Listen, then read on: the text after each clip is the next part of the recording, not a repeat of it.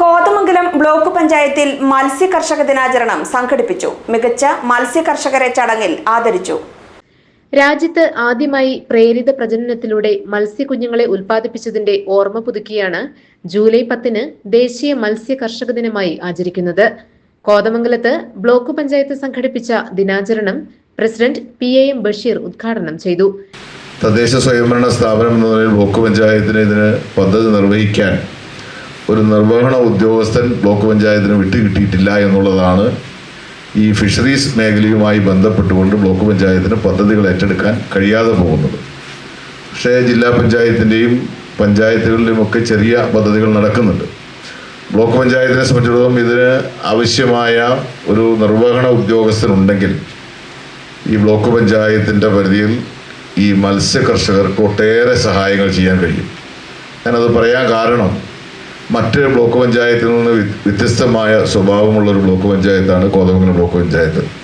ഈ സംസ്ഥാനത്ത് ഏറ്റവും കൂടുതൽ പദ്ധതി തുക ലഭിക്കുന്ന ഒരു ബ്ലോക്ക് പഞ്ചായത്താണ്. അപ്പോൾ കാർഷിക മേഖലയ്ക്കും ക്ഷീരമേഖലയ്ക്കും അതോടൊപ്പം തന്നെ മത്സ്യമേഖലയ്ക്കുമൊക്കെ കാര്യമായി ഇടപെടാൻ കഴിയുന്ന ഒരു ബ്ലോക്ക് പഞ്ചായത്താണ് കോതമംഗലം ബ്ലോക്ക് പഞ്ചായത്ത്. പക്ഷേ ഞാൻ മുമ്പ് സൂചിപ്പിച്ചതുപോലെ അത് നിർവഹിക്കാൻ കഴിയുന്ന ഉദ്യോഗസ്ഥർ ബ്ലോക്ക് പഞ്ചായത്തിന് വിട്ടുകിട്ടിയിട്ടില്ല എന്നുള്ളത്. വിവിധ പഞ്ചായത്തുകളിൽ നിന്ന് മികച്ച മത്സ്യ കർഷകരായി തെരഞ്ഞെടുക്കപ്പെട്ടവരെ ചടങ്ങിൽ ആദരിച്ചു.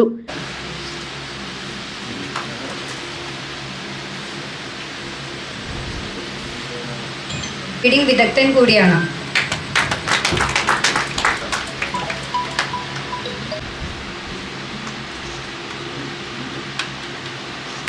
പഞ്ചായത്ത് അംഗമാണ്.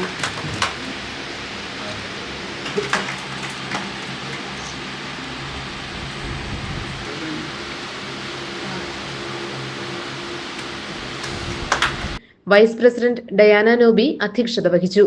Jomy Thekkekkara, Sally Ait, James Korambel, Nisamol Ismail, TK Kunjumon, Anees Francis, PS Shenoob, Shibi T Baby, Shaji Varghese തുടങ്ങിയവർ പ്രസംഗിച്ചു. GTV news Kothamangalam.